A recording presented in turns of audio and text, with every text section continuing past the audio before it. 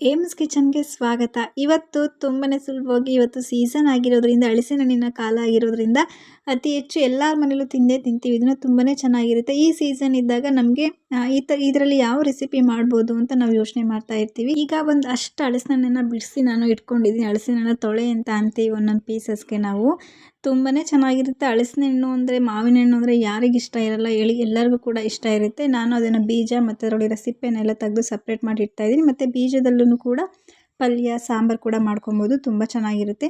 ಇದನ್ನು ಸಣ್ಣ ಸಣ್ಣ ಪೀಸಸ್ ಆಗಿ ನಾನು ಹಾಗೆಯೇ ಕೈಯಲ್ಲಿ ಮಾಡ್ತಾಯಿದ್ದೀನಿ.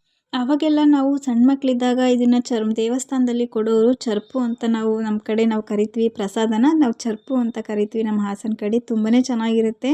ಹಲಸಿನ ಹಣ್ಣಿದ್ದು ಅಂದರೆ ತುಂಬ ಇಷ್ಟಪಡ್ತಾರೆ ಜನ. ಹಾಗಾಗಿ ಯಾವಾಗ ಹಲಸಿನ ಹಣ್ಣು ಸೀಸನ್ ಬರುತ್ತೆ ಹೆಚ್ಚು ದೇವಸ್ಥಾನದಲ್ಲಿ ಇದೇ ಪ್ರಸಾದ ಮಾಡೋದು ಹಳ್ಳಿಗಳ ಕಡೆ. ತುಂಬ ಚೆನ್ನಾಗಿರುತ್ತೆ. ಈಗ ಸೀಸನ್ ಇದ್ದಾಗ ನಾವು ಮನೆಯಲ್ಲೇ ಈ ಥರ ಒಮ್ಮೆ ಆದರೂ ಮಾಡ್ಕೊಂಡು ತಿಂದರೆ ನಮಗೊಂಥರ ಸಮಾಧಾನ ಅನಿಸುತ್ತೆ. ಅಷ್ಟು ಚೆನ್ನಾಗಿರುತ್ತೆ ಇದು. ಈಗೆಲ್ಲನೂ ಕೂಡ ಸಣ್ಣದಾಗಿ ಪೀಸಸ್ ಮಾಡಿ ಇಟ್ಕೊತಾ ಇದ್ದೀನಿ ನಾನು.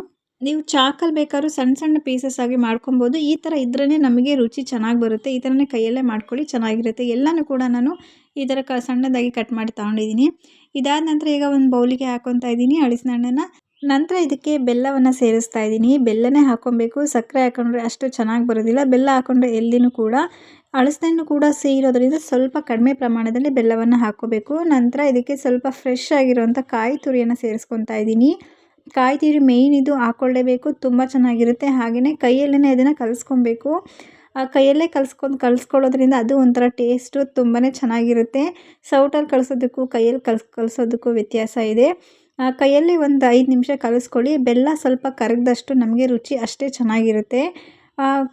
ಆದಮೇಲೂ ಅಷ್ಟೇ ನಾವು ಇದನ್ನು ಒಂದು ಅರ್ಧ ಗಂಟೆ ಒಂದು 10 ನಿಮಿಷ ಬಿಟ್ಬಿಡಬೇಕು. ಬಿಟ್ಟಾದಮೇಲೆ ನಾವು ಏನಿದ್ರೂ ತಿನ್ನಬೇಕು. ತುಂಬ ಚೆನ್ನಾಗಿರುತ್ತೆ.